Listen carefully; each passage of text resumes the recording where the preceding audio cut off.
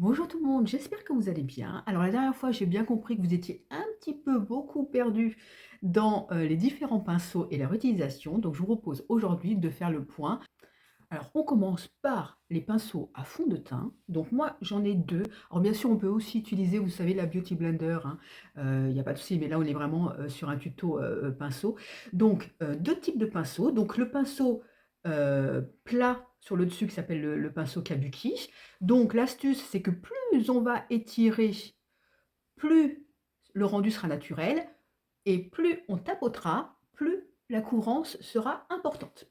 Et puis vous avez l'option pinceau plat. Or là, pareil, hein, on étire, on étire. La couvrance est quand même un peu plus forte avec ce type de pinceau. On passe au pinceau pour application de l'anti-cerne. Moi, j'aime bien celui-là. Il est assez dense. Vous voyez, hop, plutôt comme ça. Il est assez dense. Alors attention, hein, quand c'est trop dense, ça peut laisser des marques dans l'application, hein, mais après c'est à chacune de vous de voir, hein. Ou il peut être très fluffy, donc très comme ça, vous voyez, hein, très souple. Et donc là, il n'y a pas de danger pour appliquer l'anti-cerne sans trace. On passe au contouring et au bronzer. Alors pour le contouring, toujours privilégier un pinceau biseauté. Vous voyez, le contouring, c'est pour creuser le visage, vous vous souvenez?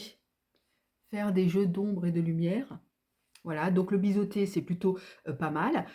Tandis que pour le bronzer, donc venir bomber, vous savez, le fameux 3 là, on va privilégier un pinceau plutôt rond et assez souple pour que la matière se diffuse bien sans laisser de traces.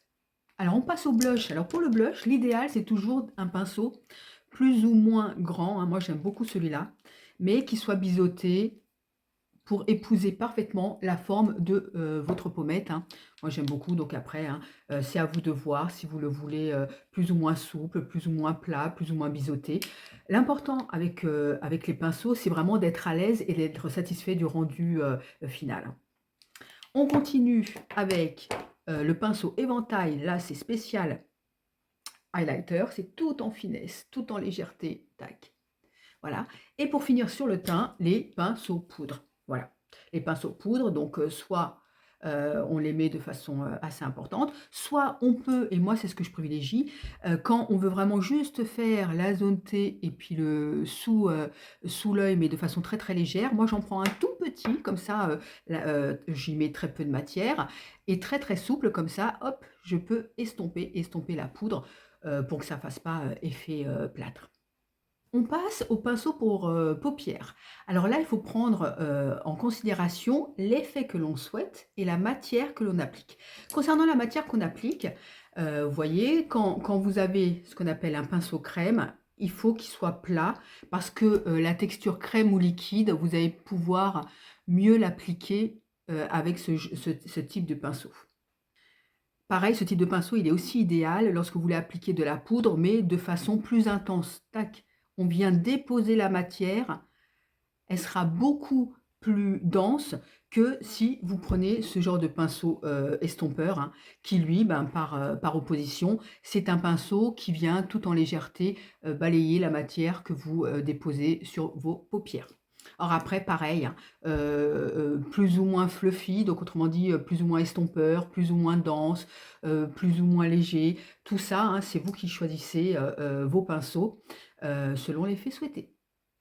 On continue sur des pinceaux pour les yeux, mais là pour une utilisation très précise ben, des produits, hein. Là, vous avez par exemple un pinceau, je ne sais pas si vous le voyez bien, à liner, hein. Donc, on vient déposer et on vient étirer, voilà, tout en précision. Là, vous avez pareil un pinceau biseauté. Là, par exemple, on va pouvoir aller faire sa petite pointe, comme je fais habituellement, c'est celui-ci que j'utilise. Et puis vous avez ce type de pinceau, pareil, que vous pouvez utiliser. Moi, je fais mes ras de cils avec. Voilà, c'est des pinceaux très fins, donc qui vont privilégier, enfin qui vont permettre une application très précise. Alors Alors, je pense avoir fait le tour de l'ensemble des pinceaux que moi j'utilisais pour mon maquillage. Il ne faut pas oublier qu'un bon maquillage, ça commence par les bons outils. Alors, comme vous voyez, moi je suis parée, hein, je ne vous ai pas parlé d'un dixième des pinceaux que j'ai, j'en ai encore dans mes tiroirs, etc. Mais en tout cas, c'est avec ceux-là que je maquille le plus souvent, c'est ceux que j'utilise le plus fréquemment. Donc, n'hésitez pas à me dire en commentaire quel est le pinceau que vous utilisez le plus souvent, quel est celui que vous préférez. Et puis, je vous dis à très vite pour une prochaine vidéo. Bye bye.